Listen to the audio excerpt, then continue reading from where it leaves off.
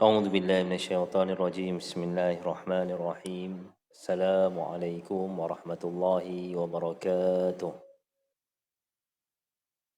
الحمد لله الذي أبان للعباد منهج التربية في القرآن المجيد والصلاة والسلام على سيدنا محمد الذي بعثه الله لإصلاح وتأديب وعلى آله وصحبه ومن تبعه إلى يوم الدين Rabbi shrah li sadri wa yassir li amri wahlul 'uqdatam min lisani yafqahu qawli amma ba'd.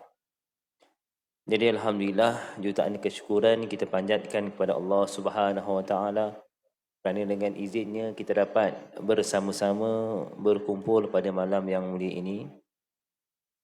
Jadi kita masih lagi dalam tajuk Al-Ariyah, iaitu pinjaman. Kita dah sampai kepada hukum-hukum hakam yang berkaitan dengan pinjaman. Ini kita bincang hukum hakam yang berkaitan dengan kos penyelenggaraan dan pemulangan. Seandainya barang yang dipinjam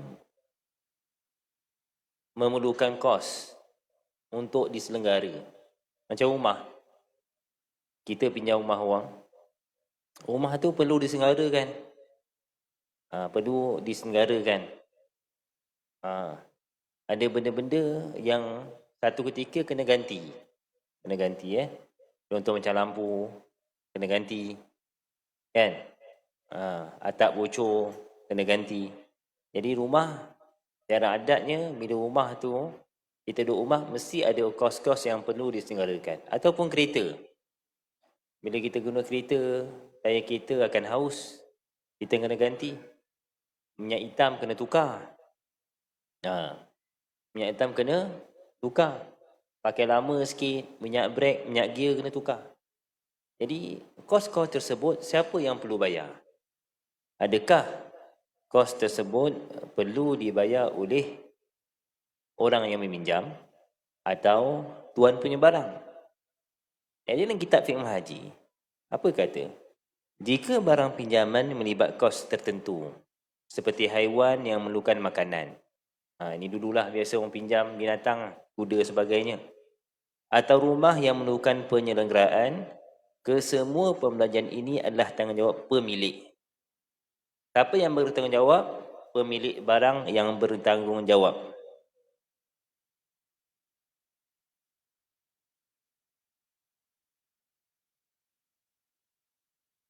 Jadi tak kisahlah yang pinjam tu pemilik asal atau hanya penyewa.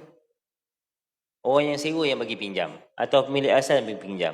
Jadi kos-kos tersebut perlu ditanggung oleh pemilik. Macam kita cakap tadi lah. Melainkan kalau kerosakan tu kerosakan yang kita yang buat. Nak kita main bola, tendang lampu pecah. Jadi kita kenalah. Kita kenalah repair.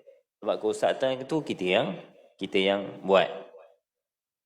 Atau sesuatu terjadi pada barang tersebut. Kereta hilang, itu kita kena bertanggungjawab. Tapi segala kos-kos penyelenggaraan diberikan adalah tanggungjawab pemilik. Sebab pinjaman ini bukan satu perkhidmatan daripada pemilik. Pemilik bagi untuk peminjam guna. Oleh itu, peminjam tidak wajib memberikan apa-apa balasan ke atas barang yang dipinjam. Kita pinjam barang, apa-apa balasan kita tak wajib bagi. Tapi kalau kita nak bagi, okey, tak ada masalah. Kalau kita nak bagi, okey. Kita dah duduk rumah orang tu, kan? Ada benda-benda perlu diselenggara. Tahun sekali, 2 tahun sekali. Atau kita pinjam mesin tu. Mesin susah ya. Kita pinjam kereta. Kereta kita tahu dah, sampai kilometer tertentu kita kena servis. Kita yang nak servis, tak ada masalah. Tapi adakah kita wajib servis? Kita tak wajib servis. Baik. Okey, itu berkaitan dengan penyelenggaraan. Okey. Jadi setelah tamat peminjaman, bila kita tamat pinjam, kita perlu pulang barang tersebut. Kadang-kadang pemulangan barang tersebut melibatkan kos. Kita pinjam barang dekat Kuala Lumpur. Atau kita pinjam barang dekat Pekan. Orang tukar Pekan. Jadi lepas kita pinjam barang, nak pulang balik ke Pekan barang tu, melibatkan kos. Sama ada kita post atau kita hantar, kedua-duanya melibatkan kos. Jadi, kos tersebut siapa yang tanggung? Jadi, kos tersebut siapa yang tanggung? Adakah kos tersebut akan ditanggung oleh pemilik atau orang yang pinjam? Jadi, jawapannya orang yang pinjam lah. Orang yang pinjam lah. Orang yang pinjam wajib menanggung segala kos untuk memulangkan barang tersebut. Orang yang pinjam yang kena hantar balik barang tersebut. Bukan tunggu tuan punya barang datang rumah ambil barang. Sepatutnya begitu. Sebab tanggungjawab itu adalah tanggungjawab kita. Ini sesuai dengan sabda Nabi Muhammad sallallahu alaihi wasallam. Nabi kata apa? Alal yadi ma akhadat hatta tuaddiyah. Tangan yang mengambil perlu bertanggungjawab sehingga ia memulakannya. Sehingga ia memulangkannya. Jadi, selagi mana barang tu di tangan dia, maksudnya sampai pulang. Maksudnya bukan saja bertanggungjawab masa ambil, pulang juga dia bertanggungjawab untuk hantar. Kalau dia tak boleh hantar, dia wakilkan wang, dia upah wang sebagainya, segala perkara itu adalah perbelanjaan untuk tujuan pemulangan itu adalah di bawah tanggungjawab orang yang meminjam.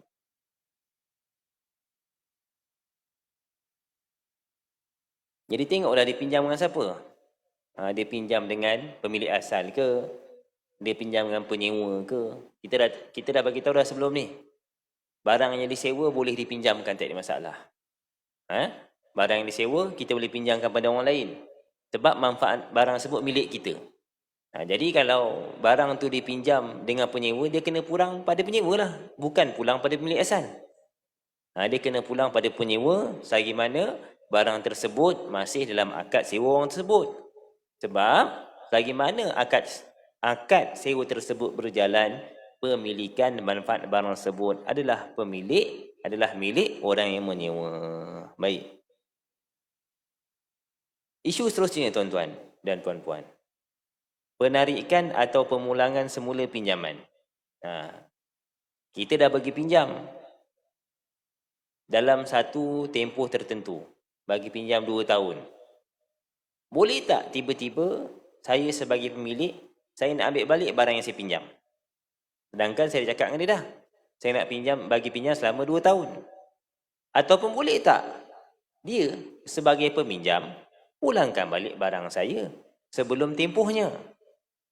Jadi, kita kena faham, kontrak pinjaman ni adalah hukumnya jaiz. Jaiz. Bila kata jaiz, hukumnya harus bagi kedua-dua pihak, sama ada pemilik barang ataupun peminjam, harus pada kedua-duanya untuk mengambil atau memulangkan barang tersebut. Bila-bila masa? Orang yang bagi pinjam ni, bila-bila masa dia boleh ambil barang yang dia bagi pinjam. Tak kisahlah walaupun dia kata mula-mula nak bagi 2 tahun, tak batalkan. Dia bagi pinjam kereta 2 tahun, tiba-tiba kereta dia semua rosak, tak ada kereta. Dia minta balik. Jadi walaupun dia kata nak bagi pinjam 2 tahun, tapi dia boleh batalkan bila-bila masa yang dia suka. Sebab apa? Sebab barang tu milik dia. Sebab akad kita akad jaiz. Akad jaiz tidak perlu kedua-dua pihak berhak untuk membatalkan akad tersebut tanpa persetujuan daripada pihak yang lain. Yang tak perlu orang yang pinjam, orang yang bagi pemilik nak ambil barang kena runding dulu, tak perlu. Dia nak ambil barang, dia dah ambil je. Dia boleh datang cakap saya nak ambil barang saya. Jadi wajib bila pemilik datang, wajib peminjam ni pulangkan balik barang. Wajib pulangkan balik barang dia. Begitu juga peminjam. Orang yang meminjam, walaupun mula-mula dia janji nak pinjam 2 tahun. Tapi dia pulangkan kereta tu awal. Setahun dia pulang. Pemilik tak nak terima. Itu katakan nak pakai 2 tahun, pakailah dulu. Pakailah dulu sebab kereta itu milik anak dia keluar negara. Jadi kalau dalam tempoh setahun 2 tahun tak ada orang pakai kita tu akan rosak. Jadi sukalah kawan ni pakai. Tiba-tiba kawan ni pulang. Boleh tak pemilik tak nak terima, paksa dia pakai? Tak boleh. Jadi sebagai seorang pinjam, kita juga boleh pulangkan barang yang kita pinjam pada bila-bila masa. Sebab pinjaman ni sumbangan je. Sumbangan manfaat. Bukannya satu perkara yang wajib dia kena bagi. Jadi bila sumbangan je, maka tidak menjadi masalah. Tapi ada beberapa keadaan yang pinjaman itu tidak boleh tarik balik. Secara umumnya, pinjaman itu tidak boleh tarik balik. Secara umumnya macam kita kata tadi, hukum asal, bila kita bagi pinjam, kita boleh tarik balik. Tapi ada beberapa keadaan tidak menjadi masalah. Ada beberapa keadaan barang yang kita bagi pinjam, kita tidak boleh ambil balik. Bila? Jika barang dipinjam merupakan tanah yang digunakan untuk pengebumian jenazah. Ada orang meninggal. COVID. Waktu tu semua orang tak boleh keluar rumah. Jadi tak boleh nak hantar ke kubur. Takut sangat. Rumah takut. Ada orang masa COVID tu tak keluar rumah langsung, tuan-tuan. Sebab takut sangat. Tapi pelik sikit sejak hari ini ramai orang yang didakwa sebab melawan lah masa COVID tu, hari tu.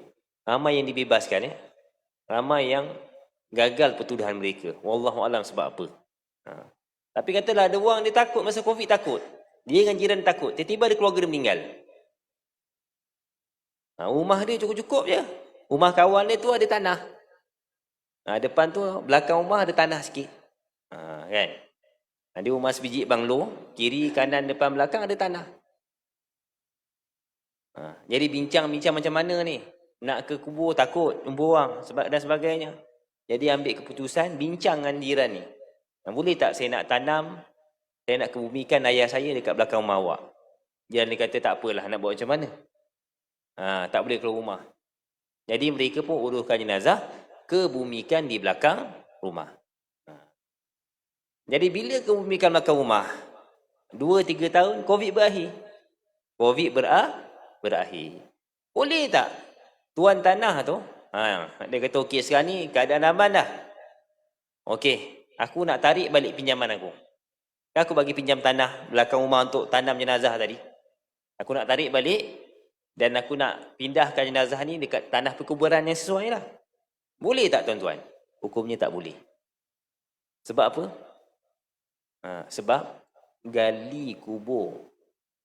Menggali kubur tanpa ada apa-apa sebab yang musabah, hukumnya haram. Lagi mana diyakini, tidak diyakini jenazah itu belum hancur. Sebab apa? Aib.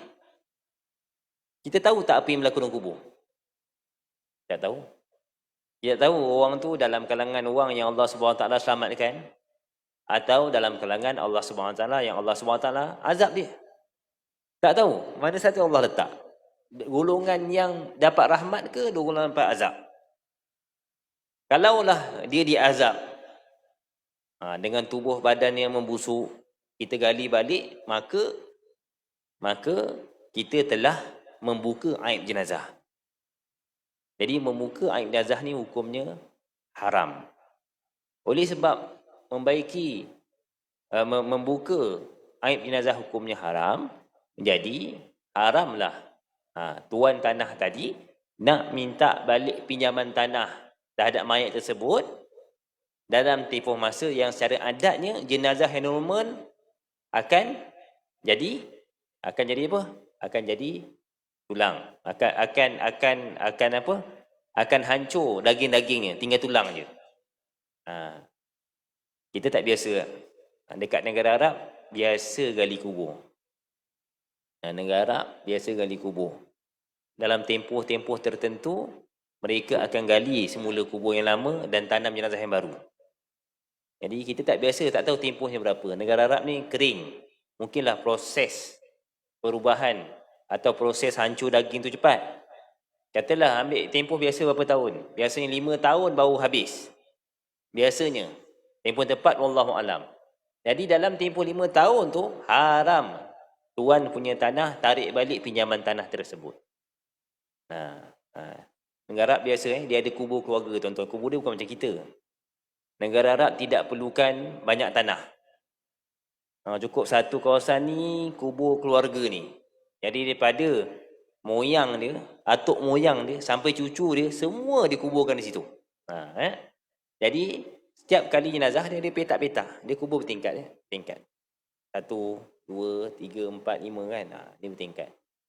Jadi katalah 10 kubur. Jadi dia akan pecahkan kubur yang paling lama. Kubur tu luar tu dia simen je. Dia simen. Jadi dia akan pecahkan kubur yang lama, pecahkan. Kemudian tulang-tulang dia akan letak tepi. Lepas tu dia akan masuk jenazah yang baru. Tutup balik. Nanti keluarga lain meninggal. Pecahkan pula kubur sebelah. Kubur ni berapa? 30 tahun. Yang 25 tahun. Pecahkan pula kubur 25 tahun. Pecahkan, asingkan tulang, masuk, simen balik. Itu sistem pengemubian di negara Arab. Sebab tu banyak kita nampak di negara Arab utamanya banyak jumpa jenazah-jenazah yang tidak ditelan oleh bumi. Jenazah-jenazah orang soleh. Bila buka balik kubur, tengok jenazah dia tidak dimakan tanah lagi. 15 tahun, 20 tahun tidak dimakan tanah lagi. Jadi mereka tutup, mereka tak buka dah. Sebab barangkali orang tu orang soleh, orang syahid dan sebagainya, dan selama dengannya jenazah mereka takkan hancur. Jadi kubur mereka tidak dibuka semula. Di Mekah ada kubur sahabat Nabi dibuka semula. Saya lupa sahabat nama siapa, saya lupa, tapi videonya ada. Tuan-tuan boleh cari. Sahabat tu mati syahid tuan-tuan. Jadi hebatnya, benarnya Al-Quran. Bila digali balik kubur sahabat ni tuan-tuan, mayat dia masih utuh dan darah dia masih keluar lagi.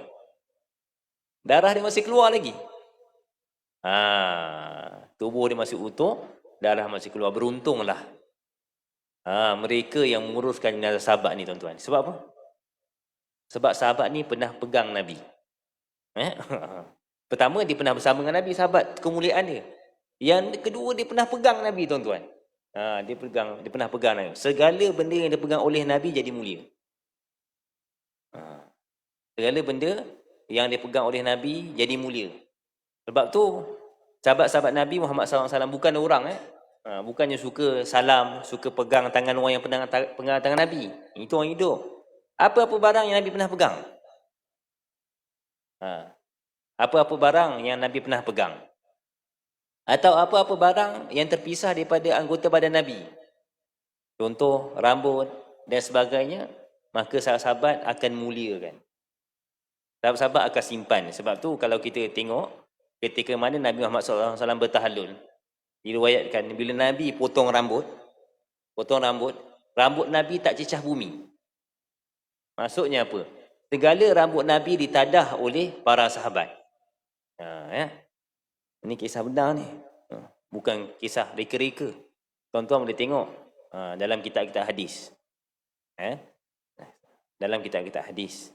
Dan status hadis ni kuat.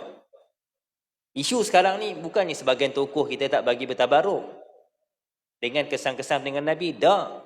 Isu sekarang ni sebagian tokoh-tokoh agama zaman sekarang meragui kesahihan barang tersebut. Bukan mengingkari hukum bertabaruk dengan barang peninggalan Nabi. Tak. Betul ke pedang ni pedang Nabi? Betul ke rambut Nabi? Isunya isu di situ. Tapi isu bertabaruk zaman Nabi ni tak dihilaf sepatutnya. Boleh. Kalau tu betul Nabi punya, maka tak salah untuk kita bertabaruk. Sebab itu dilakukan oleh sahabat-sahabat Nabi Muhammad sallallahu alaihi wasallam. Jadi begitu. Jadi tempat kita tidak seperti itu. Kita akan ada sentiasa kubur yang baru. Katalah satu hari nanti tanah dah tak cukup. Kuala Lumpur dah tak ada tanah dah. Betul. Kalau nak ke bumi terpaksa hantar ke Pahang. Kan jauh. Jadi keadaan mendesak. Dah meninggal pukul 2 petang. Urus jenazah pukul 5 petang. Nak keluar dari Kuala Lumpur tu berapa jam? 3 jam. Sampai ke Pahang. Jadi kos pengurusan yang tinggi dan susah. Jadi satu hari nanti mungkin tak ada masalah untuk dibongkarkan kubur-kubur yang lama dan ditanam jenazah semula situ. Sebab pertama ada maslahat, yang kedua secara adatnya daging tersebut telah hancur, telah menjadi tanah. Secara adatnya begitu. Baik. Tapi Kuala Lumpur memang mak saya meninggal 5-6 tahun lepas. Kubur tu kosong. Adalah tak sampai 15 kubur Maksud kau datang tu nampak kubur mak kita. Sekarang ni tuan-tuan penuh. Penuh jadi kubur mak saya tu di ujung nak masuk payah. Banyak kubur jadi sebab kepadatan. Mungkin satu nanti begitu. Baik.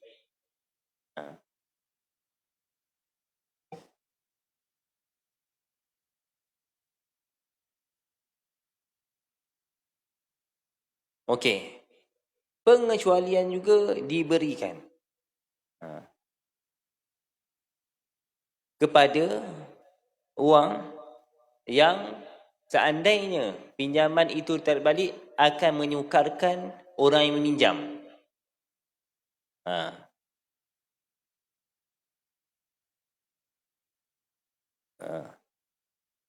Contoh, kalau kita ambil dia tak boleh pulang ke rumah. Contoh dia pinjam bot kita. Bot. Dia pinjam bot kita. Bot kita baru beli. Tiba-tiba rasa sayang. Kita pun pergi tengah laut. Dekat tengah laut tu dia kata aku nak balik bot aku. Kan kau pinjam, aku risau. Sebab tengok tadi daripada JT tengok bawa lebih kurang je. Benda apa-apa dah tekan dia risau. Aku nak balik bot aku. Kita ambil bot tu. Orang tu dia nak naik apa balik? Dia nak ke darat naik apa? Tak ada. Bila tak ada tuan-tuan, maka tak boleh kita ambil waktu tu. Kena tunggu dia pergi ke darat baru kita boleh ambil bot dia. Ataupun ada kenderaan dia pinjam lori kita. Bawa lembu 30 ekor lalu padang pasir. Tiba-tiba kita rasa nak pakai lori, kita pun kejar dia. Dekat padang pasir tu kita minta dia keluarkan semua lori dia, semua lembu dia, kemudian kita nak ambil lori kita, bawa balik. Juga tak boleh tuan-tuan. Sebab apa? Sebab perkara itu akan menyusahkan orang lain.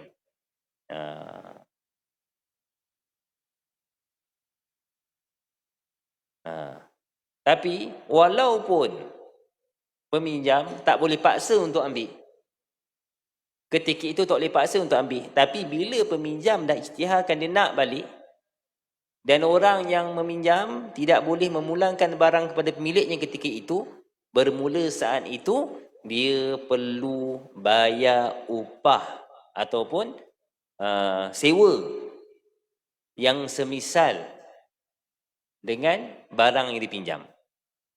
Contoh, dia bawa lembu dah, masuk tengah hutan dan sebagainya, nak sampai Kuala Lumpur dah.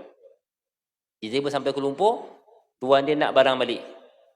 Dia kata tak boleh lah, sebab tak dapat dah kenderaan ni.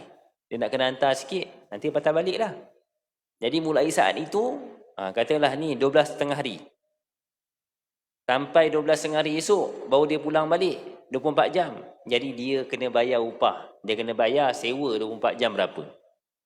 Katalah biasanya lori 24 jam orang bagi sewa, biasanya overall biasanya RM200. Jadi dalam tempoh tu dia kena bayar RM200 sebagai ganti rugi lah. Sebab dia nak pakai barang dia bukan pada tak dapat pada waktunya.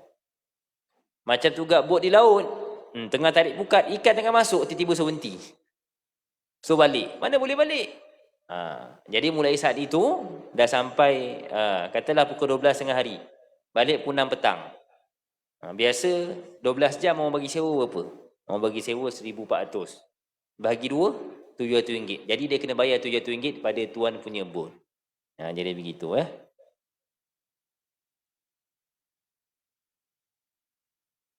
Okey.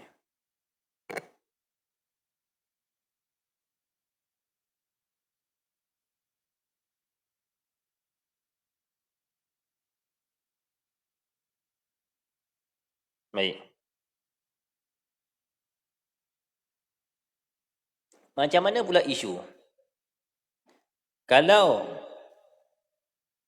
barang yang dipinjamkan itu berbentuk tanah ataupun pokok. Minta maaf, tanah. Ha, tanah untuk pembinaan ataupun tanah tu untuk bercucuk tanam, ada pokok sebagainya. Jadi kalau tanah sebut dipinjamkan untuk pembinaan atau penanam pokok, kita kena tengok beberapa keadaan. Yang pertama, jika pemberi pinjaman meletakkan syarat peminjam perlu mengalihkan binaan atau pokok yang ditanam ketika memulangkan semula, peminjam wajib melakukannya kerana dia tertakluk dengan syarat tersebut. Kalau masa pinjam dia bagi tahu dah, kau nak buat apa buatlah, nak buat rumah ke, nak tanam pokok ke, terpulang.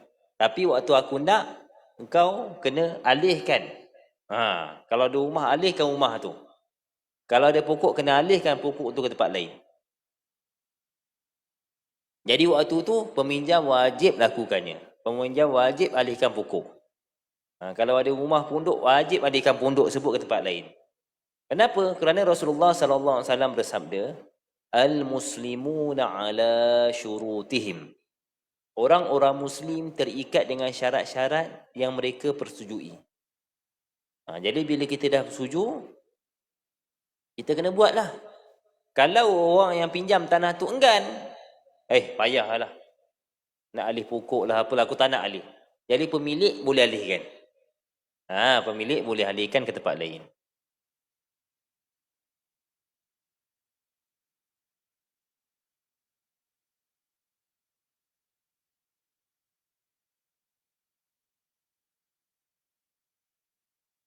Kedua, jika disyaratkan peminjam perlu meratakan tanah selepas pengalihan tersebut, peminjam perlu melakukannya dalam kedua-dua keadaan.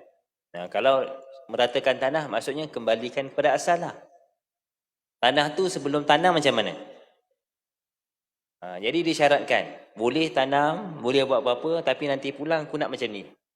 Itu maksud dia memulihkan atau meratakan tanah tersebut. Jadi kalau diletakkan syarat seperti itu, maka lepas pokok itu dialihkan adalah tanggungjawab peminjam untuk meratakan semula tanah tersebut. Tapi kalau dia tidak letakkan syarat, tak kata pun nanti ratakan balik tanah. Jadi dia hanya wajib cabut pokok-pokok yang dia tanam, dia tidak wajib meratakan tanah semula. Baik.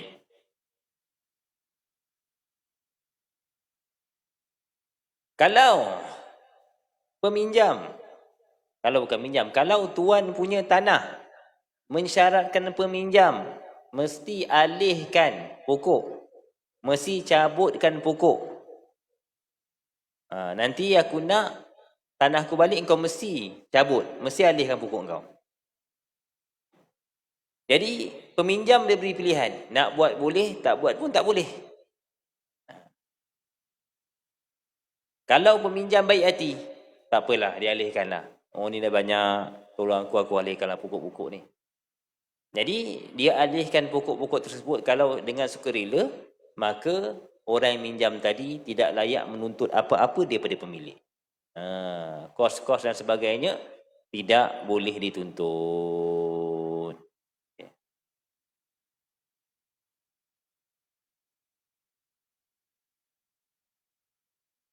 Okey, baik.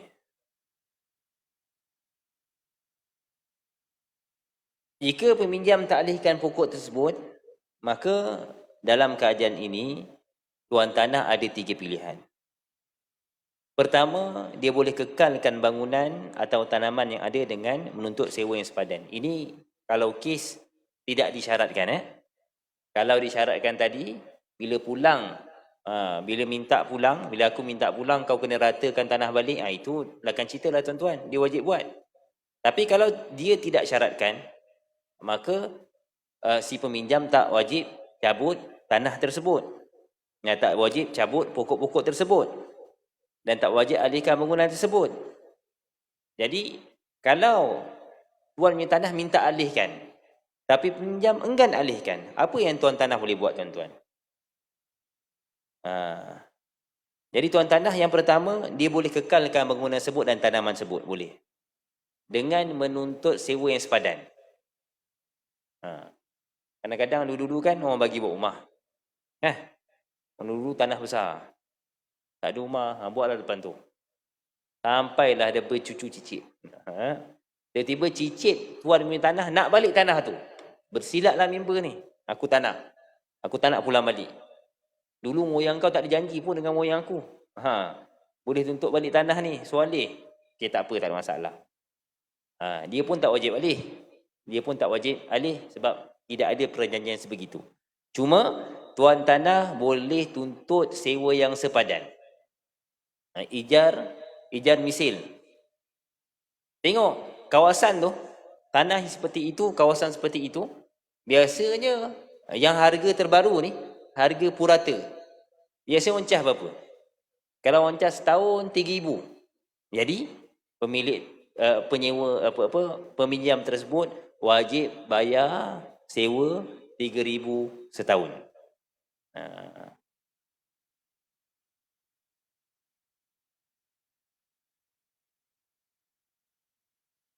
Yang kedua, peminjam tuan tanah boleh alihkan tanaman atau bangunan yang ada dengan membayar ganti rugi kepada peminjam berdasarkan perbezaan nilai antara keadaannya semasa di atas tanah dan selepas dikeluarkan. Jadi tuan tanah boleh paksa keluar, boleh paksa keluar ke tempat lain. Cuma kalaulah rumah tersebut atau pokok tersebut terjejas masa ke atas tanah macam ni, lepas cabut keadaannya macam ni. Jadi tuan tanah wajib boleh keluarkan dengan bagi pampasan.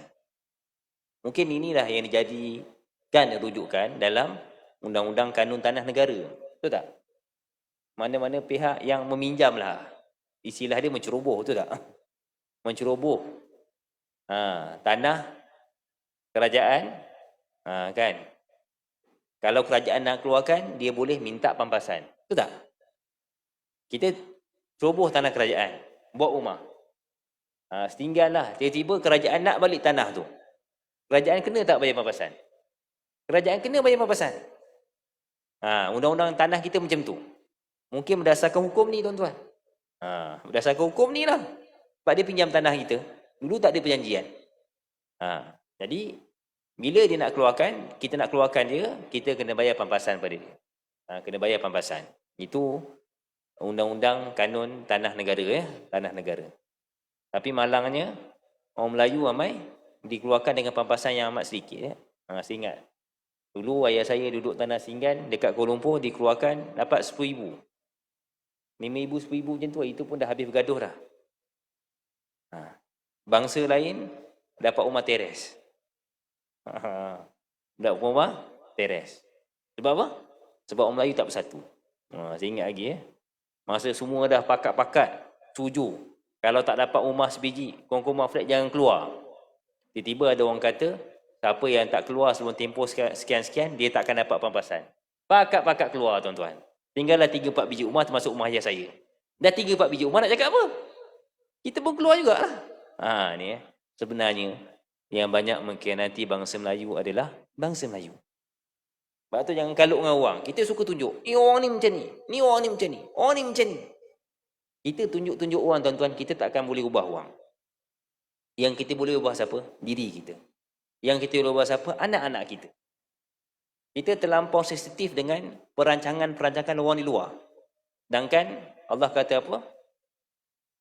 Wa'iddu lakum mastata'tum min quwwah.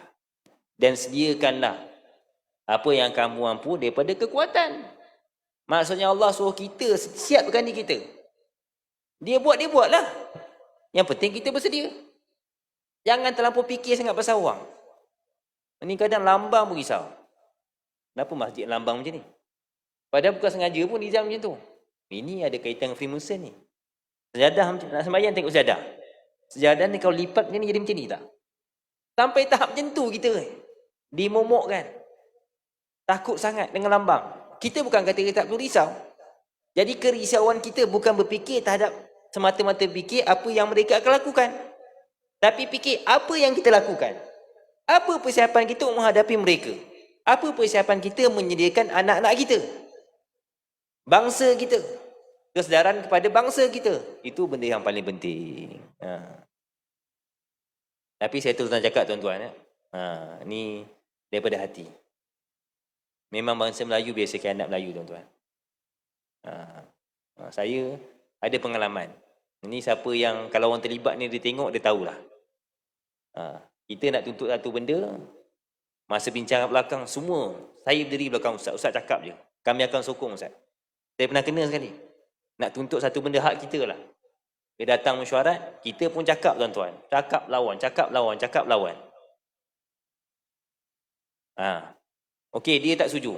Yang lain ada tak setuju tak? Yang lain semua senyap tuan-tuan. Buruk muka tuan-tuan. Bila saya keluar, inilah. Orang cakap apa? Inilah hadiah berjuang untuk bangsa aku. Senyap.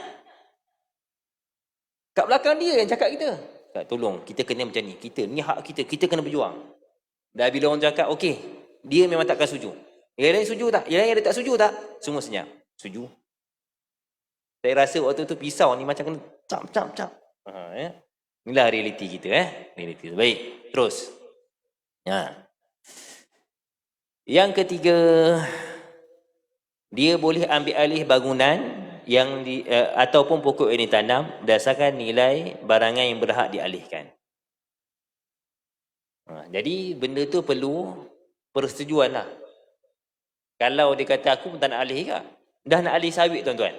Pokok sawit nak cabut, nak alih ke tanah dia. Berapa kos tuan-tuan? Kita tak ada lagi Ada kita. Alih pokok. Dekat Indonesia dah start buat Pokok-pokok yang mahal ni, durian musangking, blackthorn. Bila dah berbuah tu, dia dah ada dia dah ada jual beli pokok yang dah berbuah. Tengok buah banyak. Siapa nak beli? Berapa juta nak beli? Sana kan juta-juta. Okay, saya beli 50 juta. Okey.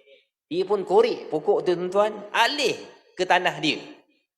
Ini berlaku di Indonesia. Kita kat Malaysia tak sampai tahap tu lah. Kita kat Malaysia beli anak pokok. Lepas bulan mati, beli lagi. Lepas bulan mati, beli lagi. Sebab kita tak ada kursus cukup untuk besarkan pokok tu. Jadi kalau dia tak nak keluar, kita pula tak nak alihkan pokok dia. Kos. Jadi kita boleh runding, tak apalah. Saya beli, pilihan ketiga, saya beli semua pokok-pokok dan Allahumma salli dan bangunan yang ada dalam ni. Berdasarkan harga yang dirunding lah. Harga rundingan. Baik. Isyak pukul apa? Awal isyak. 8 minit. Isyak dah Okey, cukup setakat ni. InsyaAllah kita sambung di lain hari. Aku lu qouli hadza wa astaghfirullah li wa lakum. Assalamualaikum warahmatullahi wabarakatuh.